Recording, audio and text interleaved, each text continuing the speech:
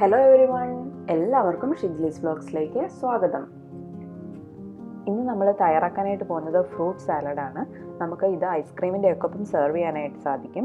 ഞാൻ already ഐസ്ക്രീമിൻ്റെ recipe upload ചെയ്തിട്ടുണ്ട്. അപ്പം ഞാൻ അതിൻ്റെ ലിങ്ക് ഇതിൻ്റെ വീഡിയോയുടെ ഡിസ്ക്രിപ്ഷൻ ബോക്സിൽ കൊടുക്കാം.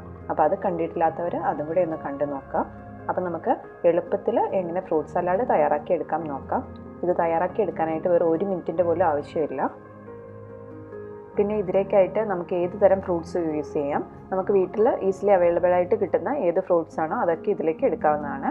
ഞാനിവിടെ സ്വീറ്റ് മെലൺ എടുത്തിട്ടുണ്ട്, പിന്നെ കുറച്ച് പൈനാപ്പിൾ എടുത്തിട്ടുണ്ട്, പിന്നെ അതുപോലെ തന്നെ മുന്തിരിങ്ങ, ആപ്പിള്, മാങ്ങ, പിന്നെ സ്ട്രോബെറി, ഇത്രയാണ് ഞാൻ എടുത്തിരിക്കുന്നത്.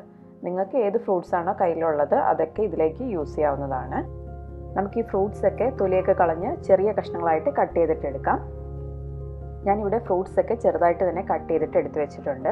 പിന്നെ ആ എടുത്ത് വെച്ചിരുന്ന നാരങ്ങയുടെ നീരും എടുത്തിട്ടുണ്ട്. അതായത് ഒരു ടേബിൾ സ്പൂൺ നാരങ്ങ നീരാണ് ഇത് എടുത്ത് വെച്ചിരിക്കുന്നത്. അതുപോലെ തന്നെ 2 ടേബിൾ സ്പൂൺ ഹണിയും എടുത്ത് വെച്ചിരിക്കുന്നുണ്ട്. നമുക്കിതെല്ലാം ഒരു ബൗളിലേക്ക് ഇട്ട് കൊടുക്കാം. എന്നിട്ട് ഇതെല്ലാം ചേർത്ത് നന്നായിട്ടൊന്ന് മിക്സ് ചെയ്തിട്ടെടുക്കാം.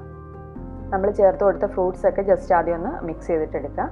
അതിനുശേഷം ഇതിലേക്ക് എടുത്ത് വെച്ചിരിക്കുന്ന നാരങ്ങയുടെ നീര് ചേർത്ത് കൊടുക്കാം. ഇനി ഇതിലേക്ക് ചേർത്ത് കൊടുക്കുന്നത് ഹണിയാണ്. ഞാനിവിടെ 2 ടേബിൾ സ്പൂൺ ഹണി എടുത്തിട്ടുണ്ട്. അത് ഇതിലേക്ക് ചേർത്ത് കൊടുക്കാം. ഇനി ഇതെല്ലാം ചേർത്ത് നന്നായിട്ടൊന്ന് മിക്സ് ചെയ്തിട്ടെടുക്കാം.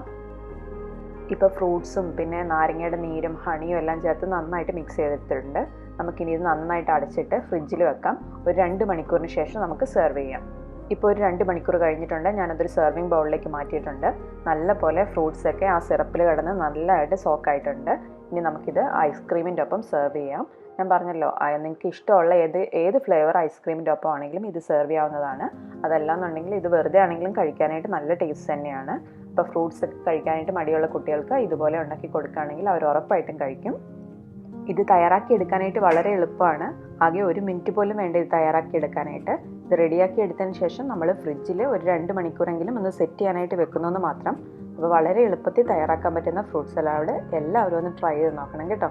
എന്നിട്ട് നിങ്ങളുടെ അഭിപ്രായങ്ങളൊക്കെ പറയാനായിട്ട് മറക്കരുത്. വേറൊരു വീഡിയോയുമായിട്ട് വീണ്ടും കാണാം.